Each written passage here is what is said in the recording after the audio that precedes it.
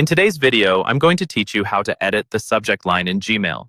This might seem like a simple task, but many users don't realize that Gmail has a way to edit subject lines, especially after an email is sent or even when forwarding a message. So let's dive right in and break it down step by step to ensure you can do this easily and efficiently. First, let's open Gmail on your computer. Once you're logged in, head over to your inbox or any folder where the email you'd like to edit is located. It's important to keep in mind that this feature is somewhat hidden by design, simply because Gmail, by default, doesn't provide an immediate way to edit the subject of emails you've received. However, when you forward or reply to an email, you can adjust the subject line. Now find the email you wish to change. Open it to view its contents. To proceed, look for the reply button, which is usually located at the top right of the email panel. Click on the small arrow next to the reply button. It should bring up a drop-down menu. From this menu, select the option that says Edit Subject.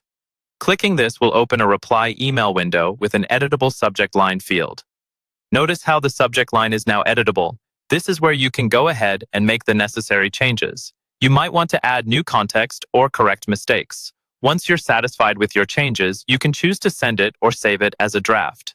This modification doesn't alter the original subject in the initial email. It merely changes how your reply or forwarded message is organized, giving your email an updated appearance in the thread. A little tip here. If you're editing the subject line when you're about to forward an email, you'll also find this feature useful.